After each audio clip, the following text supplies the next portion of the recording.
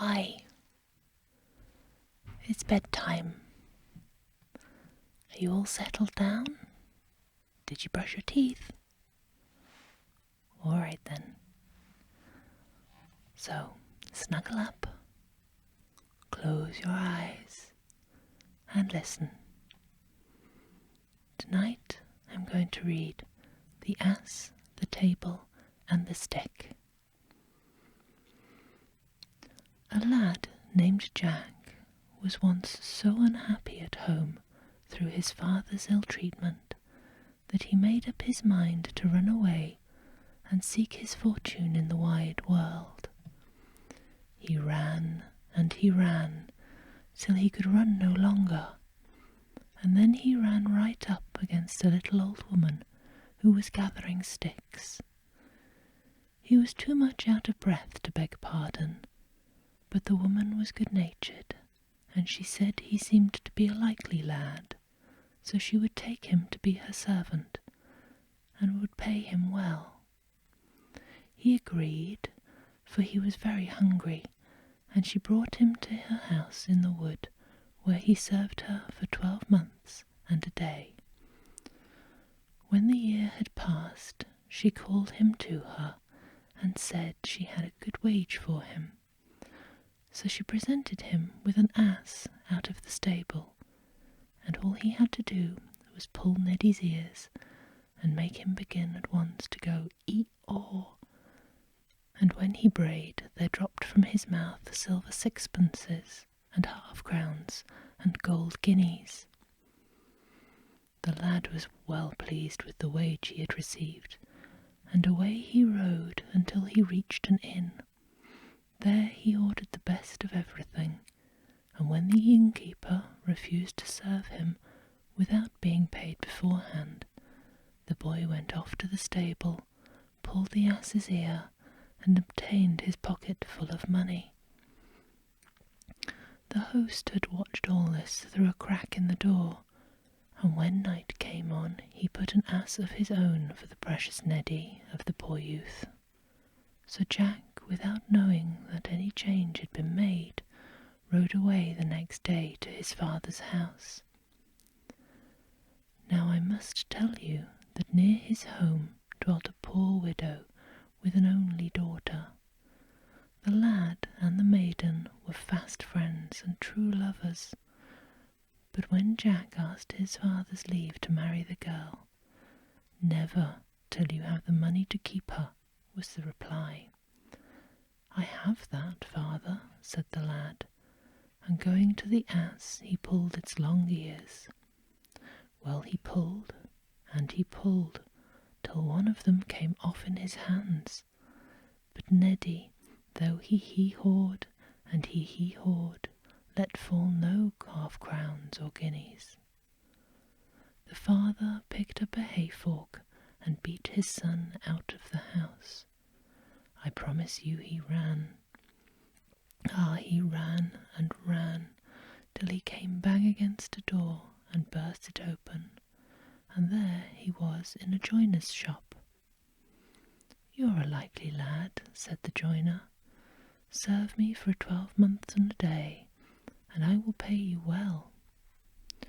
So he agreed, and served the carpenter for a year and a day.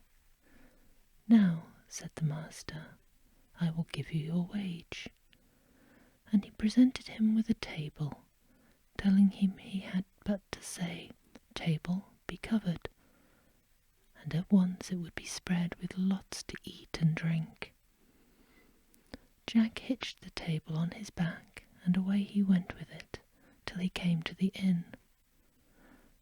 "Well, host," shouted he, "my dinner to-day, and that of the best." "Very sorry, but there is nothing in the house to eat but ham and eggs." "Ham and eggs for me?" exclaimed Jack. "I can do better than that. Come, my table, be covered." At once the table was spread with turkey and sausages, roast mutton, potatoes, and greens. The publican opened his eyes, but said nothing, not he. That night he fetched down from his attic a table very like that of Jack, and exchanged the two. Jack, none the wiser, next morning hitched the worthless table on his back and carried it home. "Now, father, may I marry my lass?" he asked. "Not unless you can keep her," replied the father. "Look here," exclaimed Jack. "Father, I have a table which does all my bidding." The lad set it in the middle of the room and bade it be covered. But all in vain. The table remained bare. In a rage the father caught the warming pan down from the wall and warmed his son's back with it, so that the boy fled, howling, from the house, and ran till he came to a river and tumbled in. A man picked him out and bade him assist him for making a bridge over the river. And how do you think he was doing it? Why, by casting a tree across. So Jack climbed up to the top of the tree and threw his weight on it, so that when the man had rooted the tree up, Jack and the tree head dropped on the further bank. "Thank you," said the man, "and now for what you have done I will pay you." So saying, he tore a branch from the tree and fettled it up into a club with his knife. "There," exclaimed he, "take this stick, and when you say to it, 'Up stick and bang him,' it will knock anyone down who angers you." The lad was overjoyed to get this stick, so away he went with it to the inn, and as soon as the publican appeared, "Up stick and bang him," was his cry. At the word the cudgel flew from his hand and battered the old publican on the back, rapped his head, bruised his arms, tickled his ribs, till he fell down groaning on the floor. Still the stick belaboured the prostrate man, nor would Jack call it off till he had got back the stolen ass and the table. Then he galloped home on the ass, with the table on his shoulders and the stick in his hand. When he arrived there, he found his father was dead, so he brought his ass into the stable and pulled its ear till he had filled the manger with money. It was soon known through the town that Jack had returned rolling in wealth, and accordingly all the girls in the place set their caps at him. "Now," said Jack, "I shall marry the richest lass in the place. So tomorrow do you all come in front of my house with your money in your aprons." Next morning the street was full of girls with aprons held out, and gold and silver in them. But Jack's own sweetheart was among them, and she had neither gold nor silver, naught but 2 copper pennies. That was all she had. "Stand aside, lass," said Jack to her, speaking roughly. "Thou hast no silver nor gold. Stand off from the rest."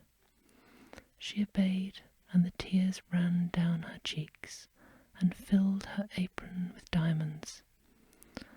"Up stick and bang them," exclaimed Jack, whereupon the cudgel leaped up and, running along the line of girls, knocked them all on the heads and left them senseless on the pavement. Jack took all their money and poured it into his true lover's lap. "Now, lass," he exclaimed, "thou art the richest, and I shall marry thee." Peaceful slumbers. Sleep sweet.